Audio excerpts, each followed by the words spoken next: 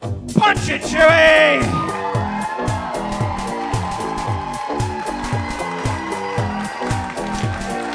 Hi, I'm the Lord High Pig Monkey, and welcome to Geeks vs. Nerds, the debate-style podcast where we investigate topics nobody else has the guts, tenacity, or interest to investigate. The object of the show is simple: secure the title for your team's candidate using facts, obscure knowledge, and trash talk.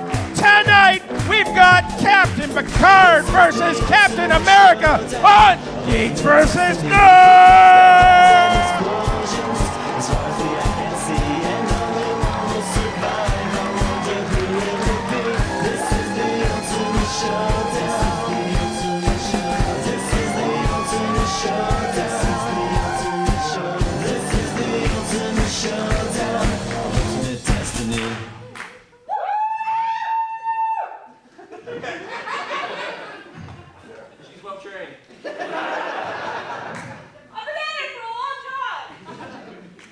In the far-flung future of 24 or something or other, the world has not become a frightening dystopian hellscape. It's become a terrifying utopian hellscape.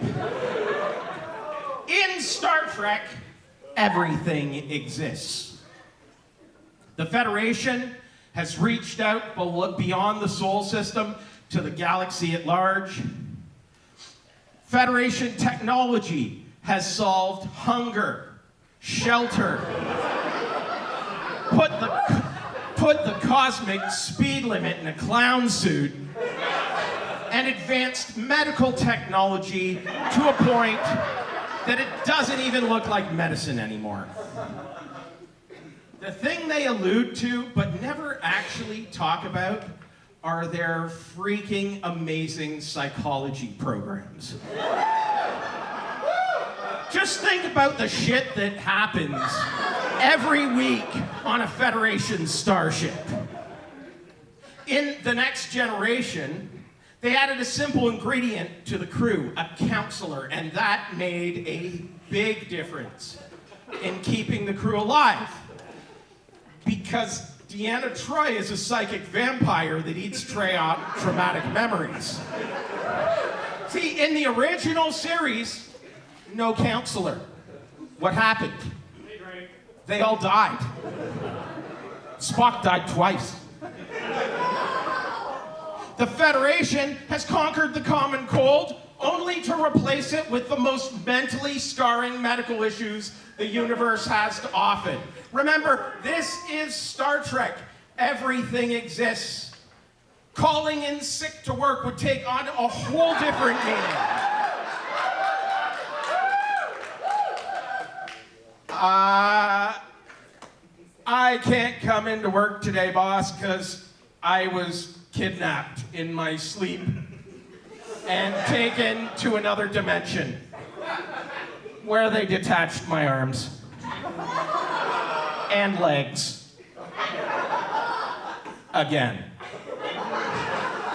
No, I should be fine tomorrow. There is no mental scarring for the bridge crew. You can turn them into lizards, robots, gods, lizard robot gods. It doesn't matter. Once they're back to normal, they'll be right back at their station shoveling shit like nothing ever happened. Picard got plugged into the Borg collective like an errant USB dongle. By all rights, he should have been shoved deep into a dark Section 31 black site to be poked and analyzed until he mutated into Professor Xavier. But no! Thanks to Deanna Troi and her brain-sucking skills, we can milk Picard for another 7 seasons. And I imagine milking Patrick Stewart is particularly challenging. Picard isn't much of a fighter. He's a diplomat, a tactician, a business manager. You don't need to be much of a fighter when you can literally level a continent from orbit. But does that make him the captain who gave more for the mission? Well, hell no! Yes! Make it so! Oh, yeah. I don't think they know the line. Picard, for his part, never bothered to punch the lights. 4 lights. 5 lights. Never bothered to punch the 4 lights out of a Nazi either.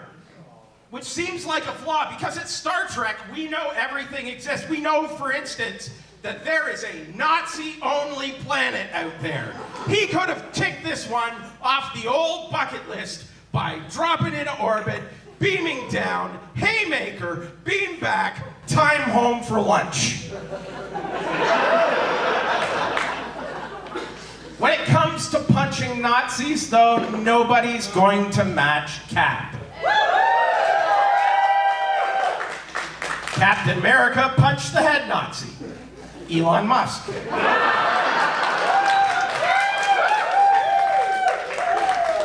He had to get to Elon before Doge got to him.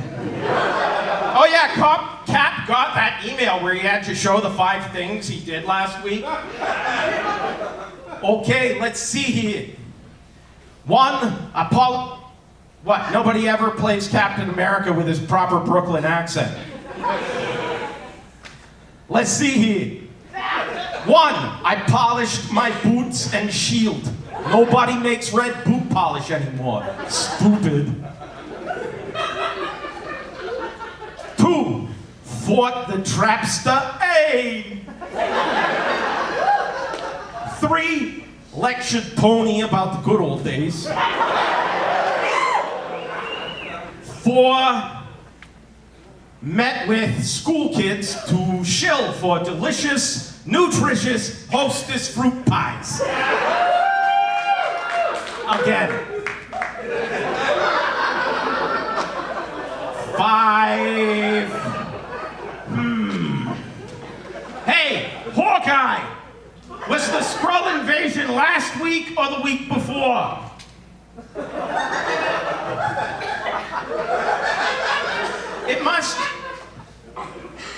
It must be incredibly traumatic to be a member of New York City 616.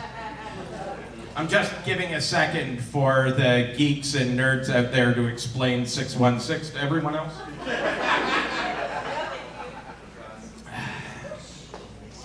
That ought to be enough time. Every year in 616, there is a new deadly crisis that the average person can't do anything about. A giant man with a big purple soup pot on his head is going to suck the life out of the planet. The next year, the hell gates open and everyone is enslaved by demons. Again. The year after that, the guy on your bowling team was actually a shape-shifting alien from a race who was here to take over the planet. And before you can process that, you're blinked out of existence for 5 years. I can understand how exhausting it would be. What the average citizen really needs is a psychic vampire like Deanna Troi. Captain America doesn't get PTSD. You know why? Because he's just Nazi steroids and radioactive mood stabilizers. You can irradiate the greatest generation all you want. They come from a time before it gave you cancer. They were raised on raw milk, raw eggs, raw beef, cigarettes, moonshine, and polio. Captain America was frozen for 30 years and thawed out to hawk Hostess fruit pies, a source of this balanced breakfast including juice, toast, and human growth hormone. Hostess fruit pies recommended by 4 out of 5 ex-Nazi doctors. But did he give more for the mission? That's what we're here to find out. Let's meet the geeks and nerds.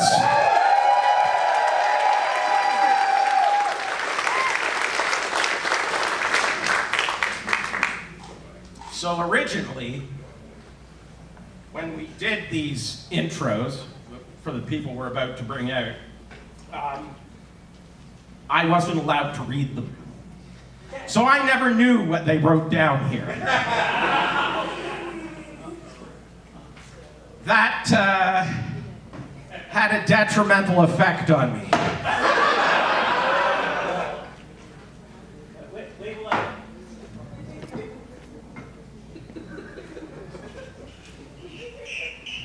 That's good moonshine.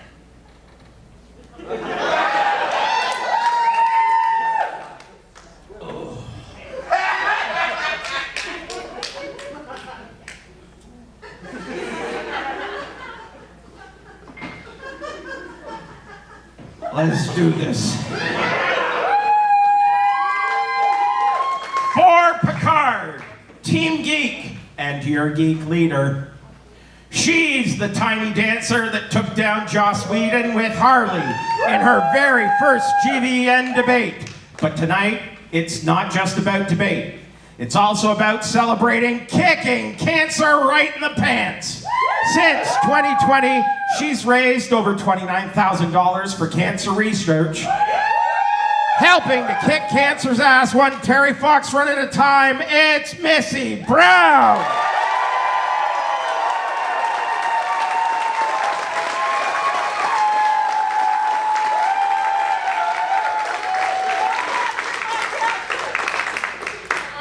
Sit where you want. Yes? I've never been the geek leader or the nerd herder ever, and I'm having a moment right now.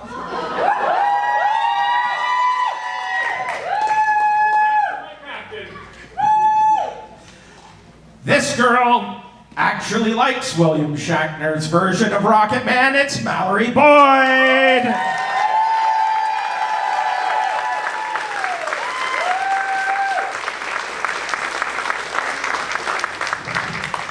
He's the low-cutiest, patootiest.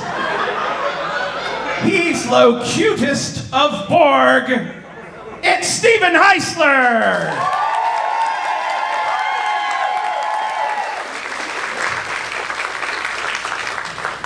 And now for Steve Rogers. And now for Steve Rogers, Team Nerd, and your nerd herder. She can do this all day, and if by this you mean hiding under the covers while eating pickles and reading books like some sort of introverted little pickle goblin, it's Christy Bojerski!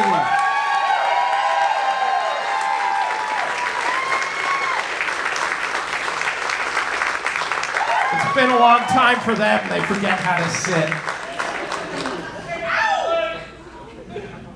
Since GvN ended, he's been frozen in a block of ice. Now that he's thawed out, he can't wait to be in a David Lynch directed film, get his album signed by David Bowie, read the newest Neil Gaiman book, and see what that delightful scam Elon Musk is doing these days. I didn't put his name down.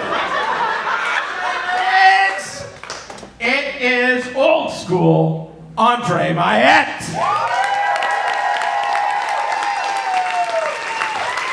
I knew who it was, I just didn't write it down. He didn't get his super soldier serum from Dr. Erskine or from Hydra. He got his from the dumpster behind the Bridgewater Arby's.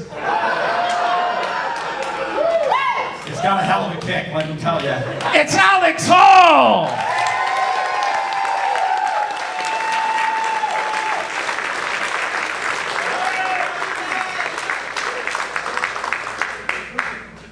What are you doing here?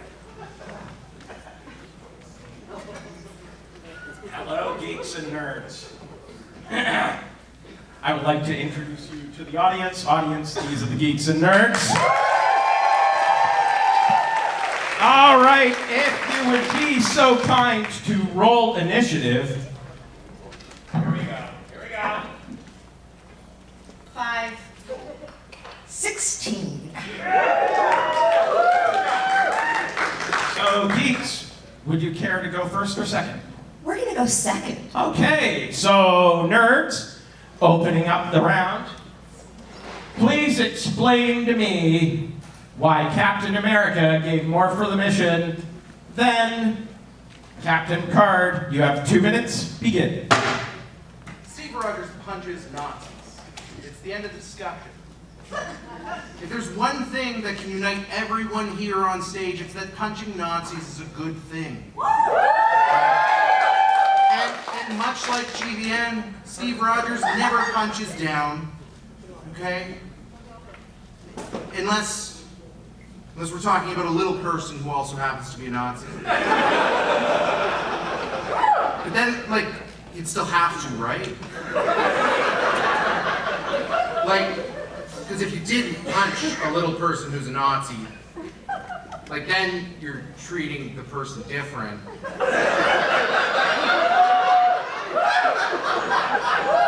So in conclusion, I believe I speak for everyone involved with tonight's performance when I say we all support punching little people who are Nazis. Thank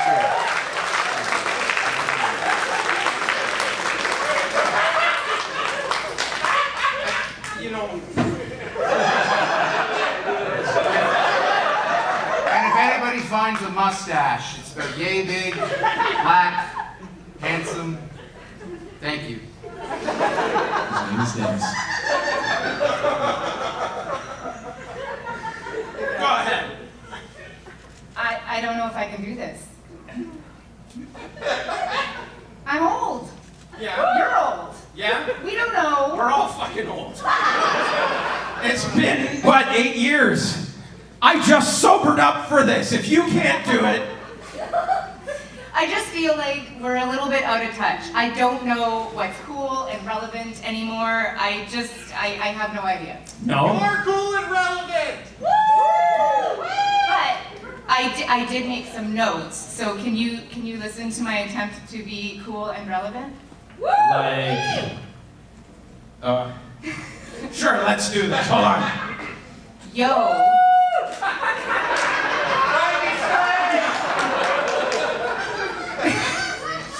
Captain America was mad dedicated to his mission. No cap. He was basically the OG influencer for justice. Like, he didn't care about clout or getting the bag. This goat, was all about doing what's right no matter the cost. Dude was like, I'm gonna throw hands with Nazis and anything else that's evil because that's my vibe. Bet? He was low-key like a walking manifestation of selflessness. The guy didn't just show up for the gram.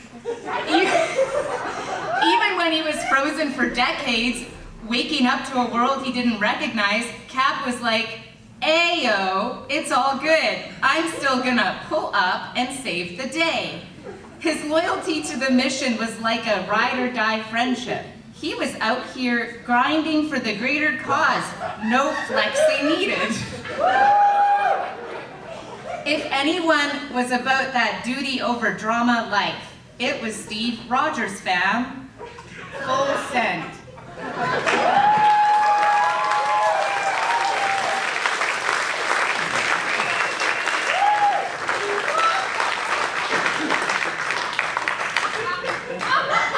ROTFL.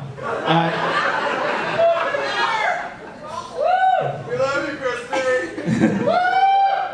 Look, there are a few things I would stand in line for. A concert, it's on Apple Music. A movie, it's on streaming 4 hours after it's released nowadays. Medical attention, I'd rather bleed out on the floor of the Taco Bell after a knife fight over the last chalupa.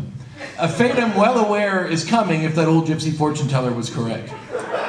Steve Rogers not only stood in line for hours, he filled out paperwork to become a hero. It wasn't an accident, he wasn't born that way, he signed the paperwork. He took the shots, and he said, "Yes, sir, Uncle Sam, I'd love to be a lab experiment for democracy." He just happened to have won the proverbial lottery when taking performance-enhancing drugs. He became an avenger and a hero to the nation and a champion of justice. Most people who take those kinds of steroids only get a middling sports career, several paternity hearings, and a crippling brain injury. Well, at least while drooling into your soup, you can't answer the door when the 18th son from 23andMe shows up.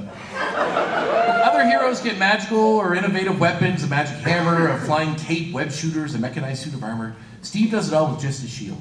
Everyone else has laser eyes and metal claws, and this guy's out there with a piece of reinforced patriotism, frisbeeing his way to justice. But you gotta love him. He's proof that the good guy doesn't have to be boring, that he can still be polite, disciplined, and wreck a room full of Nazis without breaking a sweat.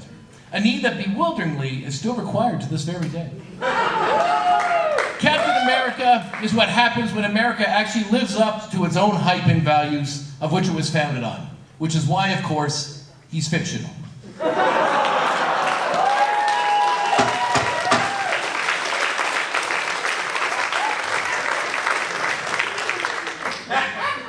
Yeah, I remember why I haven't been back for 8 years. All right. You loved it.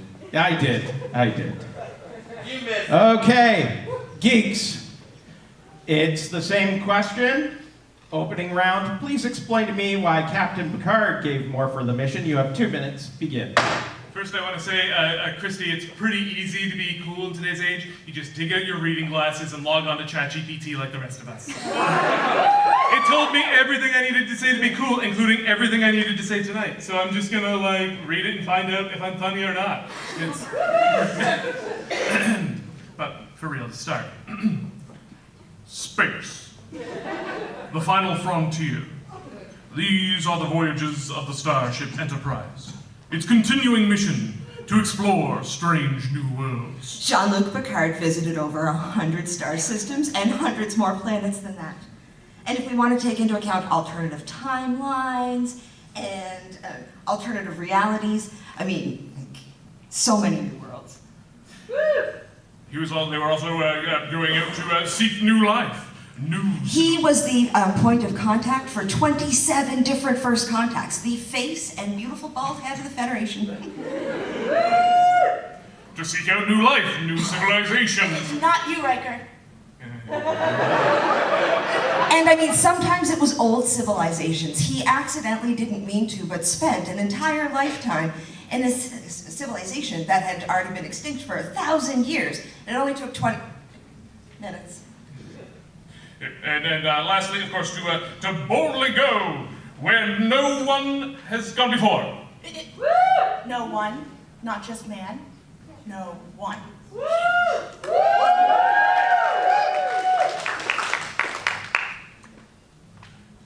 Picard was a key figure in battles and diplomatic missions that were so big that they were turning points in history. He defended Earth against the Borg, he defended Data's rights as a sentient being, prevented another Cardassian Federation war, maintained the blockade of the Romulan-Klingon border, prevented another Klingon civil war. And although he followed in big footsteps, he did so without the casual toxic masculinity of the Enterprise's previous captain. He did rule with passion, though. Passion for his ship, his mission, a love and a deep respect for both his crew and— Shut up, Wesley! He established deep friendships, regardless of race, gender, species, or sexual preference. In Picard, of course, we see how Jean-Luc gave up his life's work, which had culminated in him becoming an admiral of the Federation. When the organization had turned its back on the mission after the Romulan supernova, when the Federation canceled their promised rescue mission and abandoned the Romulan people, Picard resigned from the Federation, but then continued to offer aid to the best of his ability. Now, while he is not able to effectively offer said aid, he does give up his life work in that moment so that he could stay true to his mission. Now, was that super effective? No. But Much like when Obi-Wan let himself be struck down by Vader so that Leia, Luke, Han, and co. could all escape, even though they were already on board the Millennium Falcon, this really did make for a super dramatic moment. So. Plus Picard was a handsome, confident, bald man. This is something that was passed down to many future generations, including our own. And it showed you that hair loss, not that bad. And bald can really be beautiful. And you know what?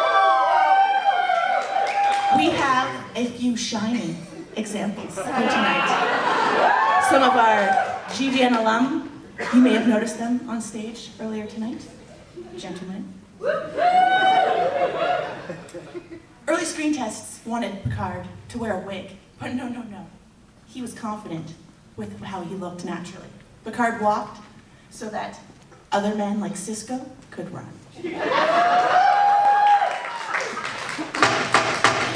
Thank you very much. We are moving on to the attack round. So, nerds, it's on the attack round. Please give me a reason why Captain Picard has not given the most for the mission. You have 2 minutes, begin. So Picard had two types of missions, the ones dictated by the opening credits to boldly go and such, and the ones dictated by Starfleet. The thing is, Picard didn't do a real tape it to the fridge job on either of those fronts. Picard didn't give more for the mission because he could never stay on the mission. The only ones he ever took an interest in were away missions that he was absolutely not supposed to be on. Despite serving an extremely important role physically on the Enterprise, he was always yeeting himself into the transporter room, leaving Riker behind with like this tired mom look on his face. Picard often didn't just neglect to complete a mission, he did unspeakable, terrible things to the mission, often involving a tricorder and a not inconsiderable amount of biogel. Examples of when Picard passed up a mission in favor of general shenanigans. 1, the time he lived an entire life because of a flute. Dedication to mission score 0 out of 10, but the flute solo slapped. Number 2, the time he got kidnapped by space pirates and grew a beard. Number 3, the time he got seduced by a sex ghost in the haunted ship. Turns out Starfleet training does not prepare you for erotic fog possession. Number 4, the time he went to grab his riding saddle from his quarters and ended up reenacting Under Siege with Steven Seagal. And last, the time he just straight up quit Starfleet, grew grapes, and pouted in French for literal decades before getting back in his game. Whereas Captain was back in the office at 8 a.m. with icicles still hanging out of his nose. And we loved it. We loved it because Picard going off mission made for good television. Could you imagine watching an episode of Next Gen where Starfleet told Picard to do something and then he just did it to the letter? And then the credits rolled? That's not Star Trek, that's Andromeda. Captain Picard, I get it. He's sophisticated, he's cultured, he drinks Earl Grey hot. The blandest drink in existence. It's basically if mediocrity had a flavor. But let's be real. He's essentially your high school principal in space. Every episode is the same thing. So when Galactic Crisis and Picard's first move, let's discuss this over a nice diplomatic chat. Oh yeah, that'll scare the Klingons. We're being fired upon, Captain. Ah yes, but have we tried talking to them in an even measured tone? And what's with the shit? The Enterprise D looks like a Marriott conference center with warp speed. Half the crew are lounging around in yoga pants, kids are running down the halls because, of course, this guy thought bringing families aboard a starship was a good idea. Hey, let's strap toddlers to the front of a warp-powered death machine and roll the dice.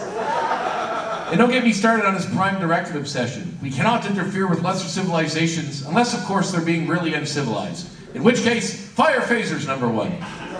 The guy picks and chooses his rules like a university professor with loose morals, tenure, and a new attractive co-ed student assistant.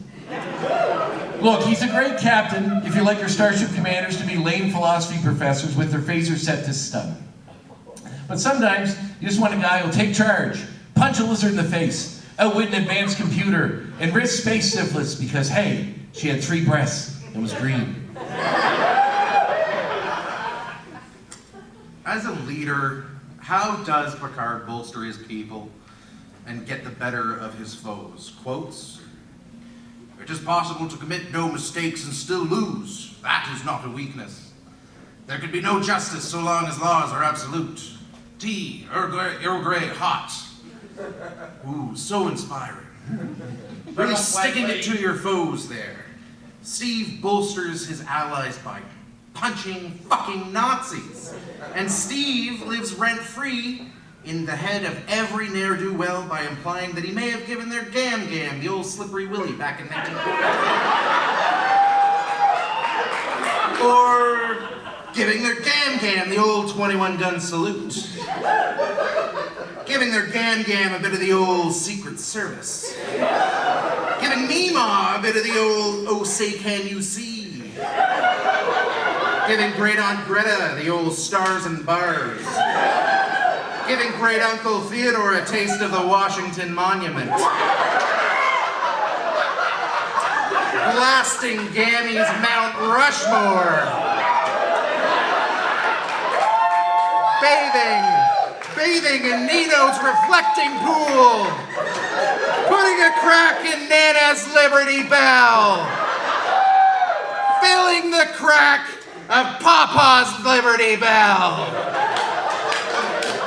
I can do this all day.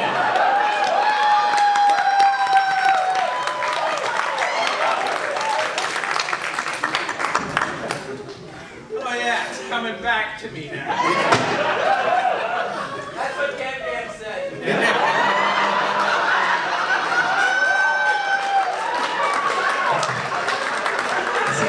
You had your turn, Leo. Shut up. All right. Okay. I missed you. Geeks. Same question. Please explain to me why Captain America did not give more for the mission. You have 2 minutes. Begin. So Captain America failed his mission so many times, it's not funny. Seriously, where's the joke? He started as Steve Rogers, a little nerd with a big heart. I'm sure some of us can relate to that, actually. They then pumped him with super soldier serum, and he ended up a joke, a puppet. His first mission was to sell war bonds, and he abandoned that. Then he tried sacrificing himself to save the world, and he managed to screw that one up too. The man survived, and then 70 years later, he couldn't even captain a team of superheroes. I mean, they had literal civil war.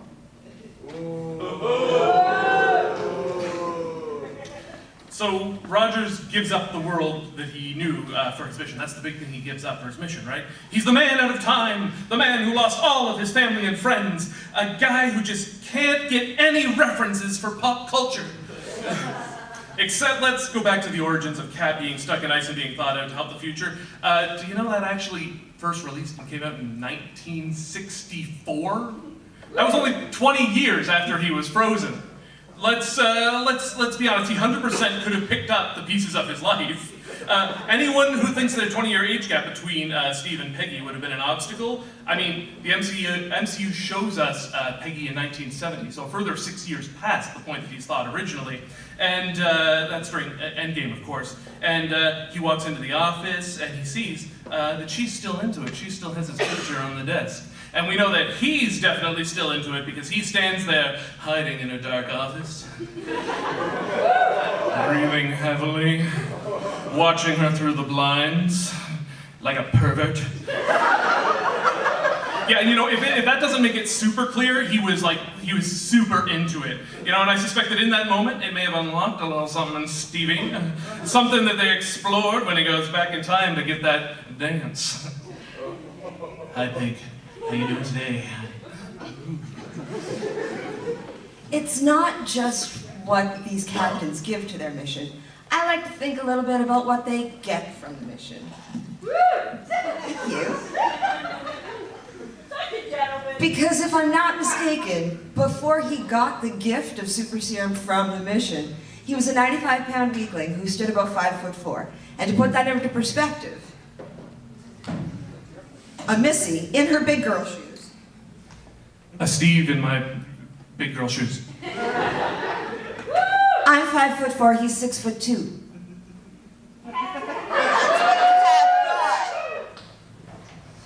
That's a big erection.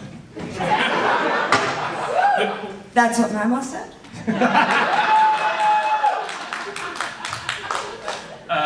Perhaps the worst part of this of the argument is that Cap, as Missy just said, doesn't actually lose anything. He just gains things. So he gives up his normal life in Brooklyn to become a super soldier. He gives up all of his friendships with his coworkers, but through that he gains so much cred that he gets to be the head of La Resistance. And even more importantly, he grows a sweet beard. Then, and of course, he gives up the 1940s era of social dating etiquette, and then he gets to come to the future and experience Tinder. Woo!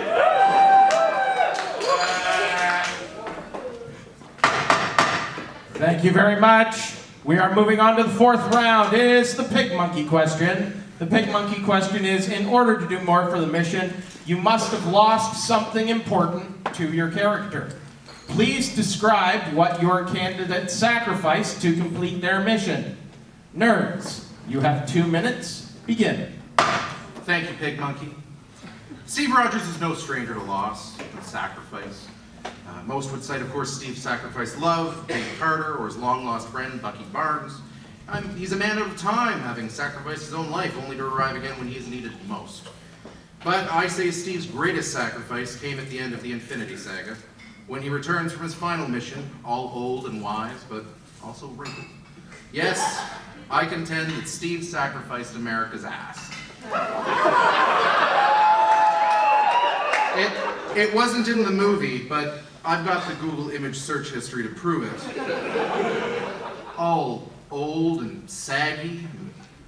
I speak as a bit of an expert, as someone who has always had and has always been a saggy ass. Don't worry. We actually still have America's ass. He's in office right now.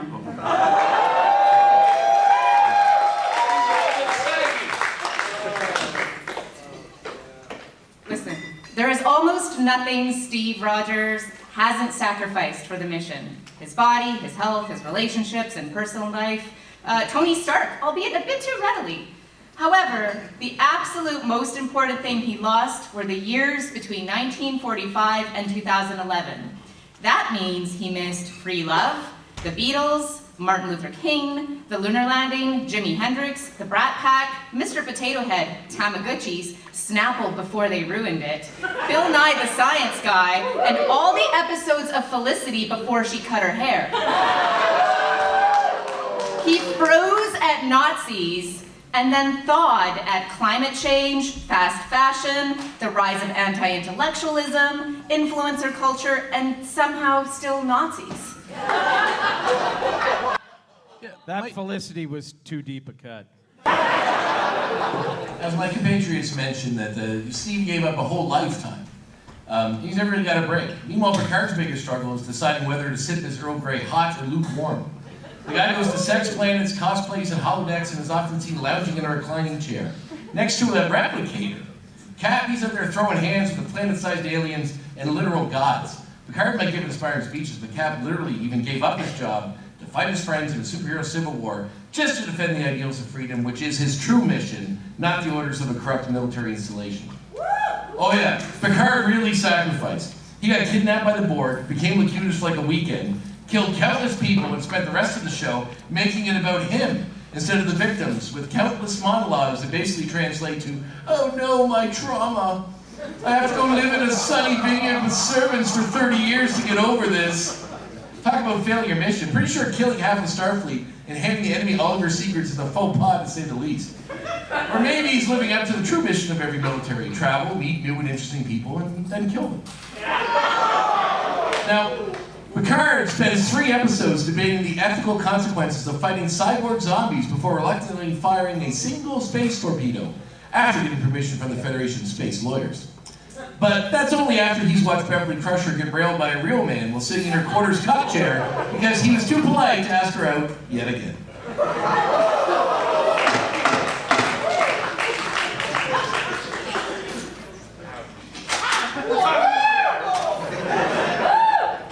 It's in every quarter. All right, geeks, same question. What did Picard sacrifice to complete their mission? You have 2 minutes. Begin. Everything. Rest in retirement? Yeah, we don't need that.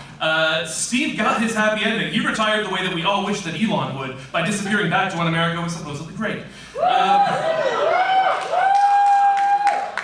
Picard retired and then immediately gets dragged back into further galactic crises. He won't get to rest because the mission still needs him. And that love life that you just referenced, yeah, yeet it. Because while Steve rewrites the timeline to get that one dance with Peggy, Picard stays loyal to the mission. The man gave up the possibility of love. He gave up the possibility of family for a chance to make the galaxy a better place. That diplomacy has led to everything, to the betterment of the galaxy, as opposed to punching things one step at a time. See, that's the real reason that Picard actually drinks his Earl Grey hot, by the way. It's because that is the closest thing that he is able to have to warmth in his life.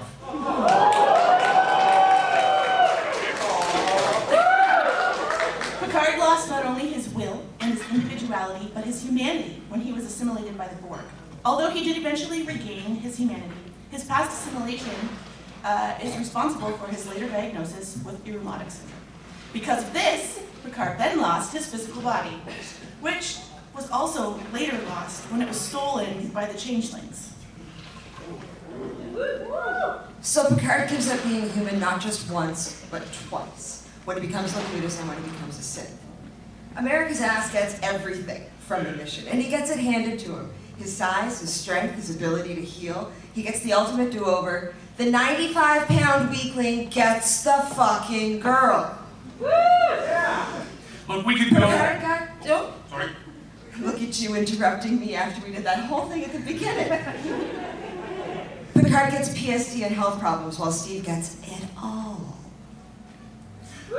We could sit here and we could detail everything that Picard has lost, but we just don't have the time. So instead, I've compiled a short list of the things that Picard has sacrificed. He has sacrificed all of his romantic relationships, the possibility of having a family, his personal happiness, his privacy, his friendships, his emotional well-being, the command of the Enterprise, and his rank and career in Starfleet, his reputation within the Federation, his ability to rest or retire in peace, his organic body, his mental health, his sense of security, his sense of identity, his connection to his crew, his relationship with Starfleet, his pride, his safety, the lifetime of another man's memories, the easy path, the popular choice, the glory, and above all else, he sacrificed Data. Thank you. Not soon enough! Okay, thank you very much. We're on to the last to final round. It's the scrap. Oh, God. So, nerds, please give me a scenario where Captain America is better in a meeting against Captain Picard. You have 2 minutes. Begin. Speaking of knowing when to quit, as Steve said, Captain America bowed out like a legend, passed the shield on and danced into the sunset. Captain Picard, he came back 30 years later like a washed-up rock star on their 8th farewell tour. I look forward to Picard Season 4 in 10 years, where the new mission is drinking all of his Metamucil before the new Matlock song. Look, let's be honest. Does 2 anyone... terrible seasons and 1 okay one. But do you think there's any world in which Cap is not showing up in the next Avengers movie? He's there. He did not. Maybe a parallel universe Cap, not our Cap. And I mean, you said that his mission is, as many times, that his mission is punching Nazis, but he sacrificed nothing in that mission. He's a man at a time who wakes up to that, who woke up from punching Nazis to wake up in the future and punch more Nazis. Okay, listen, I have to make a point, but I need audience participation. So are you guys ready? So I'm gonna say getting Picard to stay on mission is so difficult, and you're gonna ask, how difficult is it? Okay. Getting Picard to stay on mission is so difficult. How difficult as getting through one holodeck adventure without it becoming Skynet with better graphics and trying to kill the entire crew. Getting Picard to stay on mission is so difficult. How difficult is it? It's as difficult as keeping Wesley Crusher from using the main deflector to solve a crisis while the senior staff pretends that this is normal and also okay. Getting Picard to stay on mission is so difficult. It's as difficult as getting Captain Janeway to obey the Prime Directive. Let's be real, friends. If your mission can be derailed by a man in a velvet jumpsuit snapping his fingers and challenging your self-worth, you're not on a mission, you're in my Tinder DMs. See, the problem is that you're defining Captain Picard's mission as the objective set out to him by Starfleet, but his mission is much deeper than that. His mission is for the betterment of the galaxy itself. He believes in diplomacy, in education, in a life of love, of art, of duty. And he will openly defy the missions assigned by Starfleet at any possibility if it is not the right thing to do, because that is his mission, to do the right thing. We're talking about being his mission. It's about being a good captain. A good captain surrounds himself with top-notch crew. Cap has the Avengers. Meanwhile, Picard has a trombone player, ChatGPT in human form, and Wesley, a character so insufferable, even space itself tried to get rid of him. He left the Enterprise to explore time and space with a cosmic weirdo in a bathrobe. Usually that may raise a red flag, but they were so stoked to get rid of Wesley, they sent him off, no questions asked. And they sent him off with a potential celestial pedophile, and all they said was, "Have fun, Wesley! Just remember to lock your door at night." With Picard, we get brilliant negotiations, and with Cap, we get brute force. With Picard, we get strategy, strength. Now, they're going to argue that he would win in a fight. He's got a shield. Have you seen the size of this fucking ship?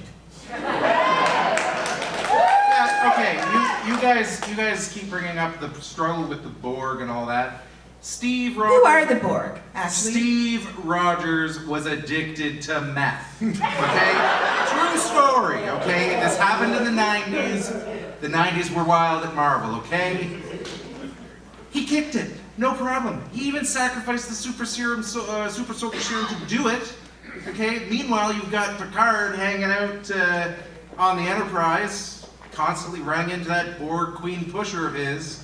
Clearly, he's off somewhere in 10 forward half the time, snorting nanites out of Guinan's belly button. Adjust your mustache. This is my body. We talked about this. Yes. So Picard defended humanity against Q many, many times. When we want to talk about Q, we want to find out who they are exactly. They're omnipotent, godlike beings with immeasurable power over time, space, laws of physics, reality itself. They're capable of altering reality on a whim. The snap, merely for emphasis and show. They don't require a multi-movie treasure hunt to really screw with humanity. And who stands up to that? Picard. Look. If the mission here is sexiness, then Cap wins hands down. Steve Rogers is a 100-year-old man that looks 30. Well, Picard started off as a 30-year-old man who looked 70. Silver chest I hair. guess flute playing and living in a climate-controlled pleasure palace really ages you. Nothing says intimidating enemy like a receding hairline and pausing the space battle to yell at kids for treading on his hollow lawn. Okay, I just want to say one more thing, though, okay? Because, I'm trying to be polite. It's hard. Both captains were faced with a version of themselves. When Picard faced his clone, Star Trek Nemesis, I know, he impaled him. Badass. Captain America eventually did knock out the version of himself that he met, and then proceeded to check out his own ass. And so again, that mission then is to be America's ass, because as Christy may have mentioned, we all know there's someone else who can trump him in that mission. Cap is known for his unwavering dedication. He can do this all day. Or you know what he could do? It right the first time.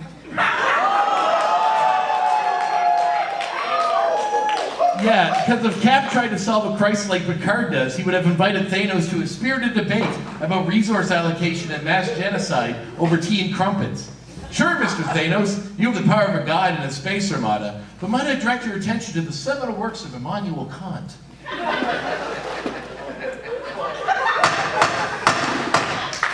When we start going into philosophy, the round's over. When did we start on stoicism? Let's go. We are on our final words, and as always, final words go to the other team first. So, geeks, final words. Steve Rogers' mission keeps the world in a cycle of war, of tyranny, of destruction. Picard's mission results in a future without money, hunger, war on Earth, a future where people are free to explore the galaxy, create art, and live with purpose. And this is the future that we're all fighting for today. So I just want to say, elbows up, baby.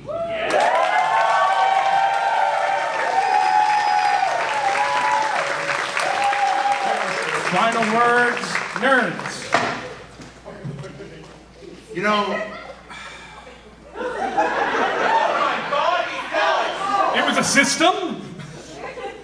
sorry about that. You know, I gotta say, it's really nice to be here again and to see all of you and to get to say wildly inappropriate things in front of strangers. You know, moving back to Nova Scotia 3 years ago, one day I ran into Stephen Heisler at Petit Riviere. Yeah, the general store. The general store, yeah. And we were both buying ice cream. Yeah. Do you remember that? It was the summer. I love ice cream. Yeah. Who doesn't? You scream, I scream. So. Ice cream. All right, thanks, Ed. Where Ed's going at? You know, it was great to catch up, but I just, you know, we commiserated, we reminisced. Then we made plans. I don't know if you remember. Plans to get together for a barbecue, and you know, that never happened. So I kind of want to know what happened, Heisler. Wow, okay. Someone remembers that a little differently from me because if I recall, you were talking about how you just gotten a new barbecue, a new system set up, and you had a beautiful, beautiful deck and a beautiful new home. And you said that my spouse and I should come and enjoy barbecue at your house. And I kind of thought that if someone was hosting, maybe they should be the one to reach out and invite. And so I've been thinking for the last 2 years that, oh, you know what, maybe Alex just didn't want to have a fun barbecue and didn't want to spend any time with me. The phone works both ways. You know what, Alex? You know, I kind of agree with Steve. You don't invite a man to sit on your deck and then leave him hanging. I mean, you know, I think I'm on Team Steve on this one. Yeah, I'm on Team Steve. You know what though? I would just like to interject for a second because like I actually am on Team Alex. What? Yeah, I'm sorry, I love you, but like I understand where he's coming from. Like he invited you to his house. That's an open invitation. Like, make the next move, bud. Like I've got a handful of kids, you know? Do you think that like I have the time to keep inviting people out to do things? I mean, no. Are you kidding me? Doesn't mean I don't want to hang out. Doesn't mean I don't want friends. Doesn't mean that I'm filling the gap of friendship with children. Yeah, okay, well, fine. I invite you to walk across the stage and join the other team, Judas. I have no idea what the fuck is going on. I'll tell you what's going on. What's going on? We're throwing down. Right now, right here. Looks like we got ourselves a GvN Civil War. Where do you want me, Mr. Stark?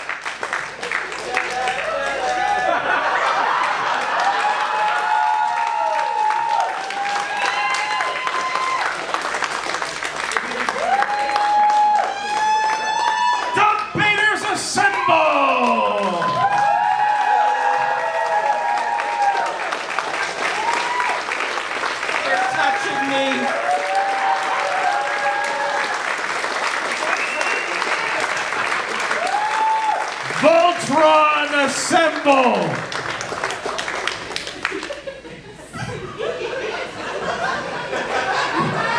Get used to it! It looks like his face is trying to eat the mask. Clickety-click, Barbara Trick. On to the judgment. So, we have to come to our final decision. So, audience, do we hear it for Team, you guys were second, for Team Geek and Picard?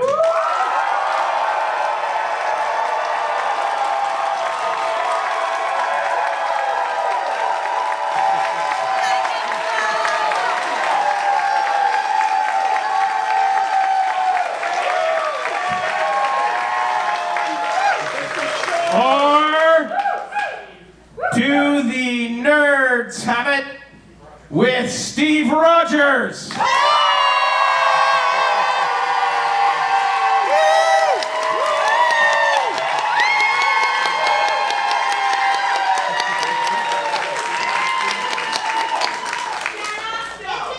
Where's the ice cream? I am going to have to call this one for Steve Rogers. Thank you for joining us on Geeks vs. Nerds. Please tune in for the next show. In 8 years' time. When? That's your problem. Make it so. I would like a great round of applause for my geeks and nerds up here. Thank you very much.